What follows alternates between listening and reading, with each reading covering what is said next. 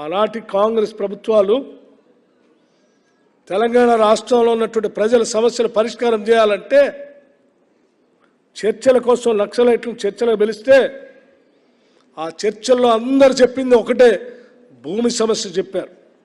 ఆనాడు గద్దర్ అన్నే దగ్గరుండి వారికి వీరికి చర్చల సందర్భంగా కూర్చొని మాట్లాడి అజెండా తయారు చేశారు. ఆ అజెండాని రేపు ఇందిరమ్మ రాజ్యం వస్తే మీరు పంచినటువంటి ప్రభుత్వ భూములు ఈ రాష్ట్రంలో ఉన్నటువంటి లక్షలాది మంది నిరుపేద ప్రజలకి కొన్ని లక్షల ఎకరాలు ఆనాటి ప్రభుత్వాలు పంపిణీ చేశాయి. ఇప్పుడు ఉన్నటువంటి ప్రభుత్వం ఆ భూముల్ని ఎనిక్కి లాక్కొని అన్యాయంగా అమాయకులైనటువంటి ప్రజలకు భూమి లేకుండా చేస్తూ ఉన్నాయి.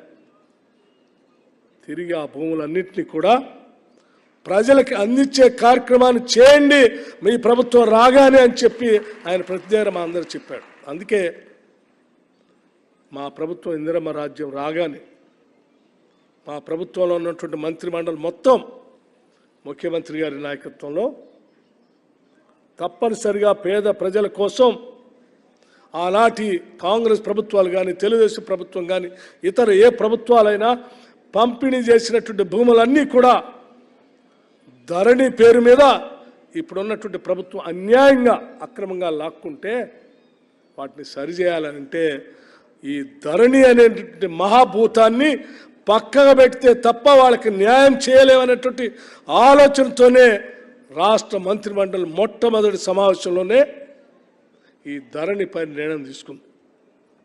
దానికి ఒక ప్రత్యేకమైన కమిటీని వేశారు.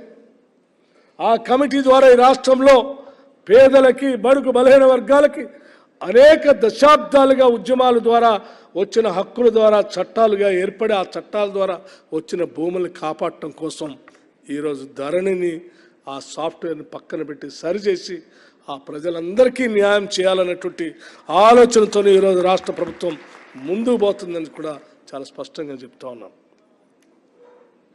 ఏ తెలంగాణలో అయితే కొన్ని దశాబ్దాల పాటు భూ పోరాటం జరిగిందో ఆ భూ పోరాటాల ద్వారా వచ్చినటువంటి తెలంగాణ టెనెన్సీ యాక్ట్ దగ్గర నుంచి మొదలు పెడితే భూ సంస్కరణ దగ్గర నుంచి మొదలు పెడితే ఆ హక్కులు చట్టాల ద్వారా వచ్చినటువంటి భూమిపైన హక్కులు పొందిన అనేక కొన్ని వేల లక్షల మంది బడుగు బలహీన వర్గాల ప్రజల హక్కుల్ని కాపాడటమే ఈ రాష్ట్ర ప్రభుత్వం యొక్క ప్రధాన ఉద్దేశం ధ్యేయంగా పెట్టుకునే ఈరోజు ధరణిపై నిర్ణయం చేసింది.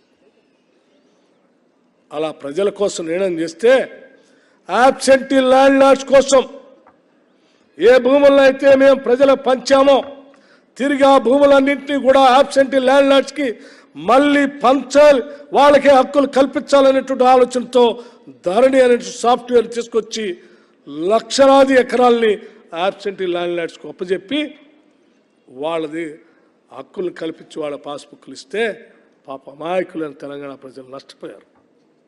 న్యాయం చేయటం కోసం రాష్ట్ర ప్రభుత్వం ఇప్పుడు ప్రయత్నం చేస్తూ ఉంటే వాళ్ళు ఏ భూస్వాములు ఏ యాబ్సెంటీ ల్యాండ్ లార్డ్స్ కోసం వాళ్ళ కోసం పోరాటం చేస్తూ ఉన్నారు. తెలంగాణ ప్రజల కోసం ఈనాటి ఇందిరమ్మ రాజ్యం పనిచేస్తాం. ఇది ఆనాటి ప్రభుత్వానికి ఈనాటి ప్రభుత్వానికి ఉన్న తేడా. ఈ ఆలోచన ఒక్కటి చాలు గద్దరన్న ఆలోచనల్ని అమలు చేయటం కోసం ఇందిరమ్మ రాజ్యం ముందుకు పోతుందని చెప్పడానికి.